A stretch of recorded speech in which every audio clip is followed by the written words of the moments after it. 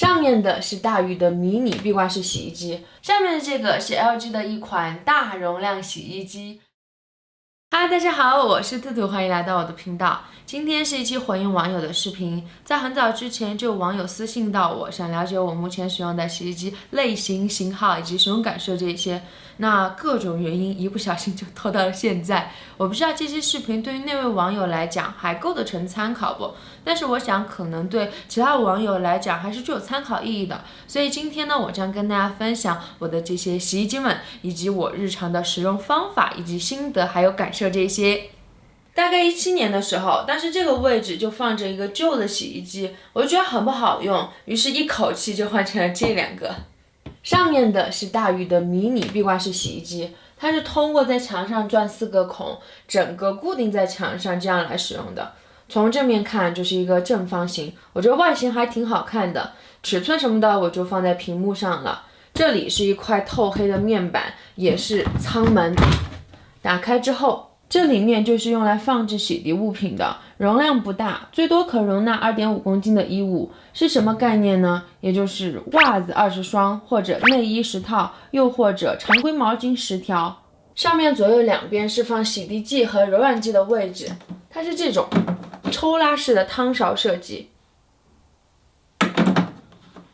用的时候一定要锁好，因为之前有一次我就没注意，之后把洗衣机启动了，那个水就哗啦啦啦往下流，原来问题就出在了这里。它的洗涤模式很简单，所有的操作按钮就都在这里了。开关，选择洗涤模式，这显示的是时长，漂洗增加，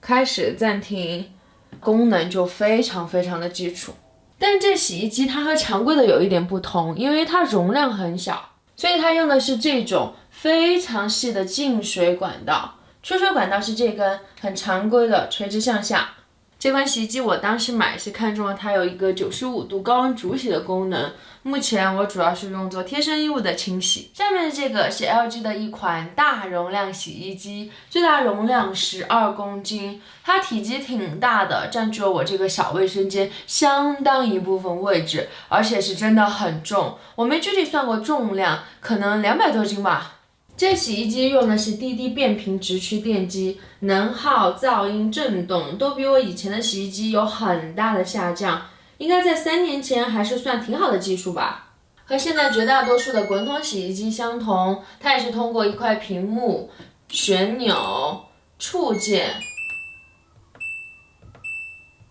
来进行操作的。可以看到，可供选择的洗涤模式有很多。另外，它也可以95度高温洗涤，还有蒸汽煮洗功能，并且它还可以烘干，可以定时烘干，还可以选择模式，低温烘干、微烫烘干、标准、节能、经济。另一边是抽拉式放置洗涤剂、柔顺剂的位置。总之，它就是一个烘洗一体机。如果不需要快洗的话，因为它有衣物感知的功能，所以清洗的时长会根据衣物的重量计算出，还可以中途加衣服。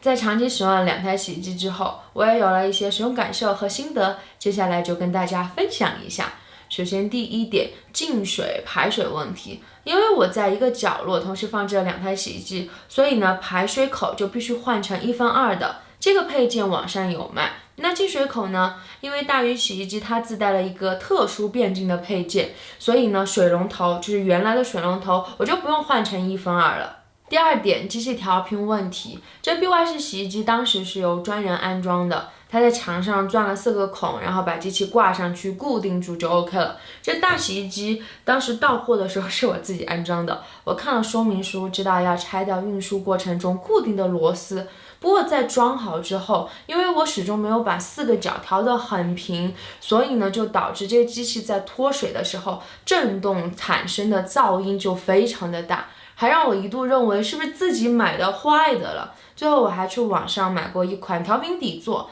但因为这洗衣机实在太重了，整个底座完全就被压弯了。最后就完全没办法了嘛，我就找的售后，人家工作人员上门也是调了很久，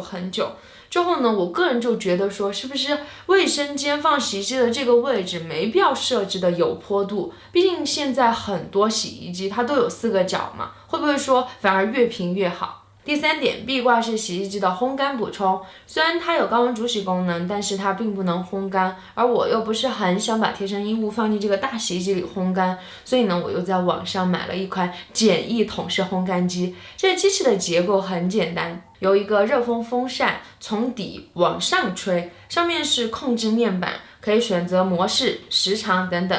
把贴身衣物直接挂在里面就行。它的烘干效率不错，但是容量不大，衣服什么的就不要想了。第4点，大洗衣机的烘干功能，说实话，我用的频率真的不高。我总觉得这是这种烘洗一体机的通病，就是它能烘衣物，但是烘出来的却皱得吓人。所以我自己对它这个功能是觉得又爱又恨的。爱的是什么呢？就我平时洗大件，什么床单、被套、毯子的时候，用这个功能真的很省事，就不用抱很大一坨去晾晒什么的了。但是它烘出来的依然是皱得吓人的。但衣服什么的就不要指望说用它来烘了。从我仅有的几次经验来讲，特别是一些质量不太好的衣服，因为烘干模式它有些温度比较高嘛，可能会把这些衣服给烘缩水，甚至特殊材质的烘变形什么的。而这个功能真的是很难说，很难去形容。第5点，布局问题。家里卫生间很小，现在这样2台洗衣机一上一下的放置，让我觉得还挺尴尬的。因为我挺想入手一台专业的烘干机的，但是目前而言就没有位置嘛。不过还有一种方式，就是把这一个挂壁式洗衣机呢挪到另一个卫生间去。但是我已经不想再折腾了。那可能有网友会说，可以把烘干机放到另一个卫生间去，或者放在阳台上啊。但一般而言，最合理的布局方式就是烘干机、洗衣机一上一下，这样洗出来之后就直接能拿上去烘干了。如果说还要洗了之后抱着一大坨拿到另一个空间放烘干机里再去烘干的话，再取回来的话，感觉好像跟自己拿去晾晒也没有特别大的区别了。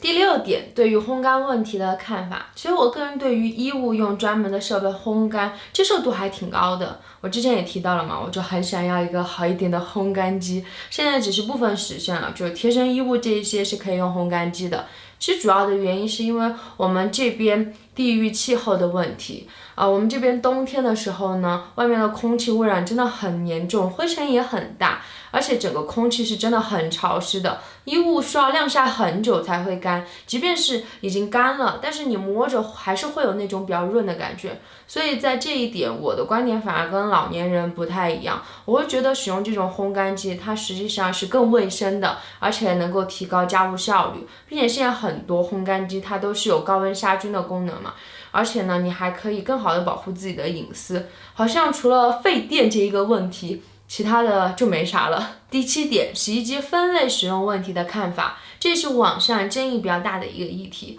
有人说洗衣机嘛，一台就够了，况且现在多数洗衣机都有高温杀菌的功能，你把衣物分开依次洗不就行了，这样还有空间留给专业的烘干机用。也有人觉得说洗衣机功用分开比较好，比如说小孩的跟大人的分开，然后贴身衣物的和外穿衣物的进行分开，这样子，即便它们的洗涤功能是有部分重叠的，这样或许会更卫生一些。放以前的话，我会觉得后者是有道理的，但是在了解了人们的普遍使用方式之后，我现在倒觉得前者是有道理的，后者可能更多的是一种心理卫生的需求吧。总之，洗衣机对于我来说只是一个日常用的生活家电，我之前也没怎么去钻研它，所以当时买的时候并没有去做很多功课。那今天大家可能感兴趣的价格、性能、参数这一些我都没有提到，我最多也就只是聊一聊我走了哪些弯路，以及我整个使用下来的一些心得体会罢了。OK， 那么本期的视频就到这里，希望对大家有用，我们下期见。